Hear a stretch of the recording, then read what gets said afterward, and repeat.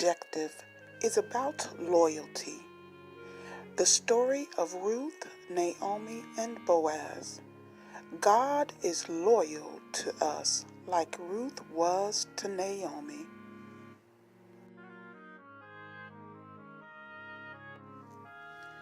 There was a famine in Israel. Elimelech, Naomi his wife, and his 2 sons lived in Bethlehem. Elimelech decided to take his family to live in Moab, away from the famine.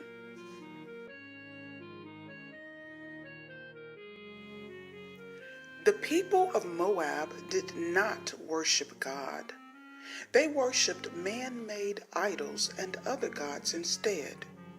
Soon after the family had settled in Moab, Elimelech died, leaving Naomi a widow.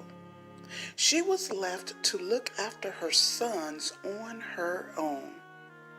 When the boys grew up, they married 2 girls from Moab. They were called Ruth and Orpah. 10 years later, both of Naomi's sons died, leaving Ruth and Orpah widows.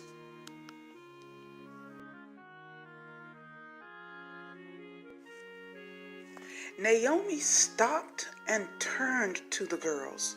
She said, "Now you 2 must go back to your own homes, back to your own people." She wanted them to be happy and find husbands again.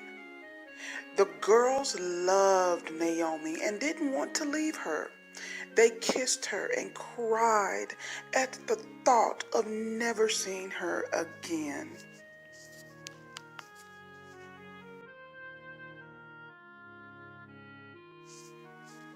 After Orpah had kissed her mother-in-law goodbye, she set off back to her home. Ruth hugged Naomi tightly and wouldn't leave her. Naomi said, "Look, Orpah has gone back to her people. You go too, Ruth." But Ruth had made up her mind and said these words, "Don't ask me to leave you.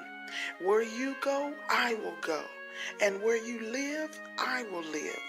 Your people will be my people, and your God shall be my God." Ruth gave in to Naomi, and they both left for Bethlehem.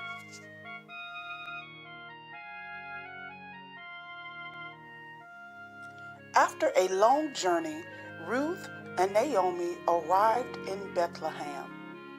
Naomi's old friends were surprised and excited to see her. She had been away for 10 years. She looked older and sadder. Naomi told her friends how her husband and 2 sons had died and how upset she felt. But now she rejoiced to be back home among her own people once again.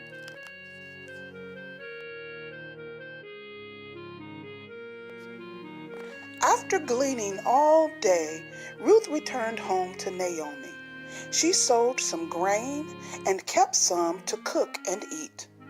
Ruth gladly worked hard to provide food and money for Naomi and herself.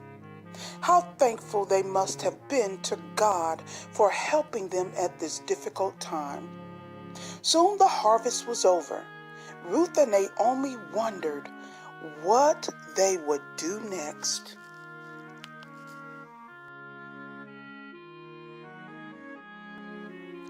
Naomi and Ruth were poor and needed food and money. When the fields were harvested, the crops were cut and put into bundles. Some grains would fall to the ground. People who were called gleaners then picked up the grain. Those who gleaned the leftover crops were allowed to keep what they had collected. Ruth went into the fields to glean, to get food for Naomi and herself. They could then sell the grain and also make flour and bread for themselves.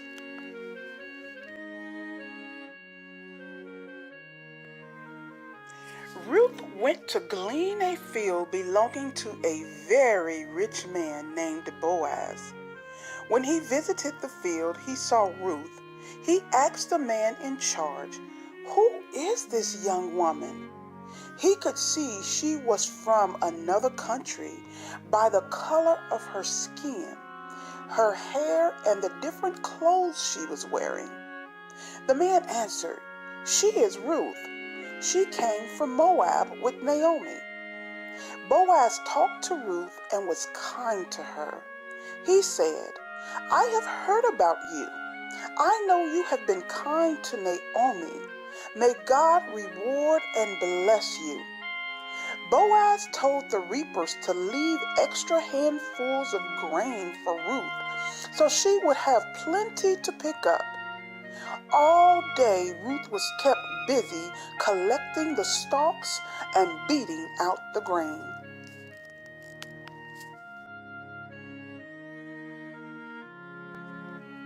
God rewarded Ruth in a special way. Boaz had fallen in love with Ruth. They were soon married. God had rewarded Ruth for the unselfish choice she had made in coming to Bethlehem with Naomi, rather than returning to her own people with Orpah. She was now rich, and Naomi had all that she needed. Boaz and Ruth had a baby boy called Obed. Everyone was delighted, especially Naomi, who now had a grandson. Obed was the grandfather of King David. From this family, Jesus was born.